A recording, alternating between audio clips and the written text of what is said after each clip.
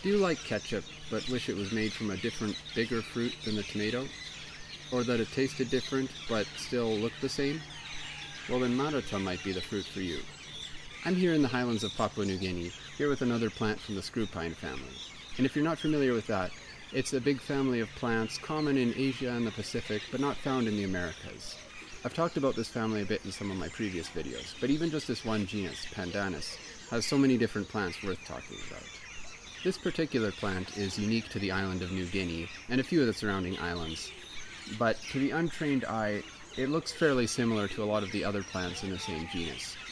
You get the long pointed leaves with spines running along the edges pointing one way, the spiky stilt roots here helping to support the trunk, and the trunk covered in scars showing how the leaves on these trees grow in a spiral pattern.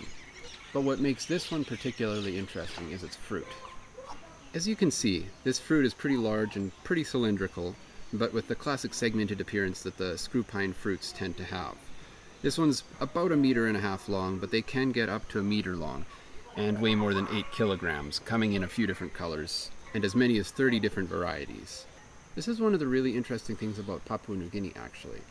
They're one of the main centers of the origins of agriculture, but even after they domesticated a lot of plants, unlike most places, they still kept a high diversity of both the number of species they cultivated and the number of varieties within those species that they cultivated.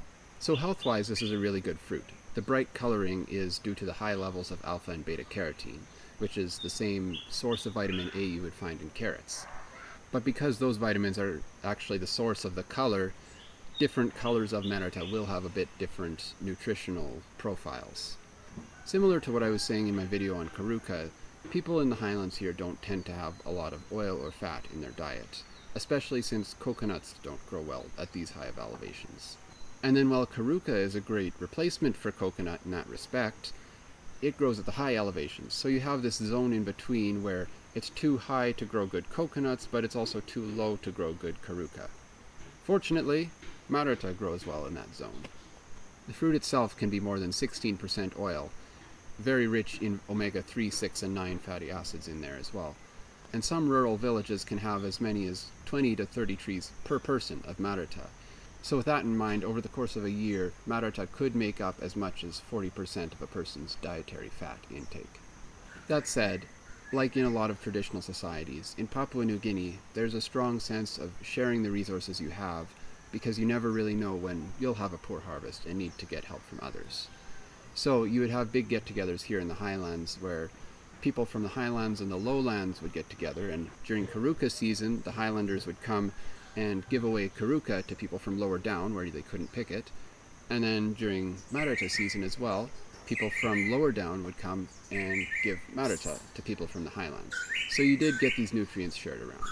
So Maruta does grow on a lot of the island, except for the highest parts, starting to become uncommon around the 1700 meter mark, and then basically disappearing after the 2300 meter mark, where it starts to get too cold.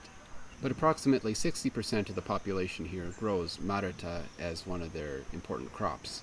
So that actually puts it at the third most grown crop in Papua New Guinea, after bananas and papayas. Just as a side note, with climate change recently, we have been seeing some of these lower land plants growing higher and higher up in elevation. So this could be changing.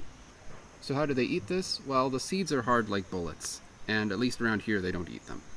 But fortunately the flesh around the seed gets very soft when cooked, so it's very easy to separate.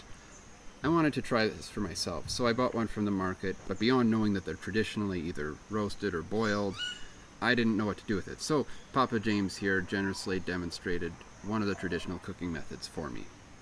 Bear in mind, this was a small one that I got. There are ones that are more than 3 times this length. First, the fruit is split into smaller pieces, and chunks of the core are removed because you don't eat that part. Other vegetables are prepared here, a mix of sweet potatoes, kapiak leaves, and ibeca leaves. I hear bananas can also be pretty good with this. So then these are put into a pot of water covered with a banana leaf to contain the steam, and then just left on the fire to boil for a while. Once the vegetables are good and soft, the non-Maruta vegetables are removed, and the Maruta cores are removed from the fleshy parts with the seeds.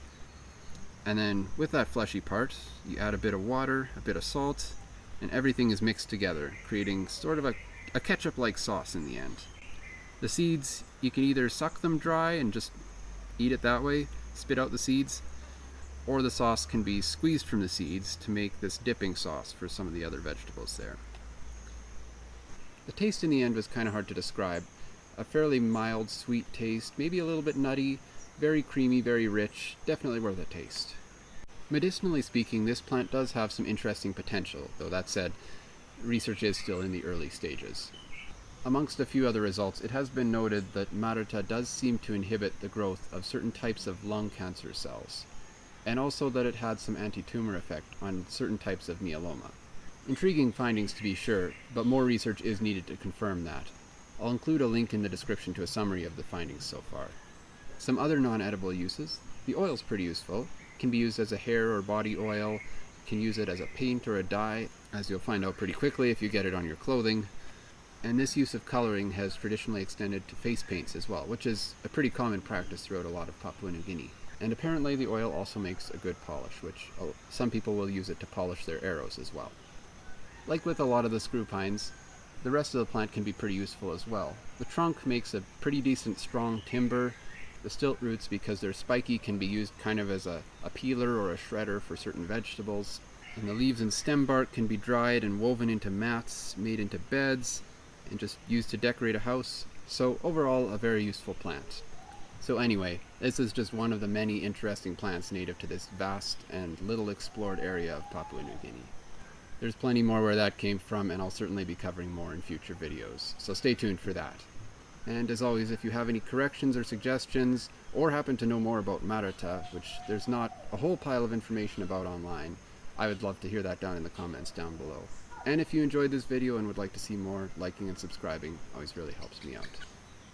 This video is made on behalf of the Goertzen Natural Habitat, a place looking to preserve a slice of Papua New Guinean highland forest for education, research, enjoyment, and to teach people to cultivate honey at the same time. A huge thank you to Kelly and I for letting me stay here and supporting this project. If you're looking for a great place to volunteer as a researcher, carpenter, teacher, beekeeper, fish pond specialist, mushroom grower, or any of other numerous other specialties, this is a great place to do it. So anyway, with that I'll wrap up. Stay tuned for more interesting tropical plants of Papua New Guinea. Until next time on Ambling with Sam.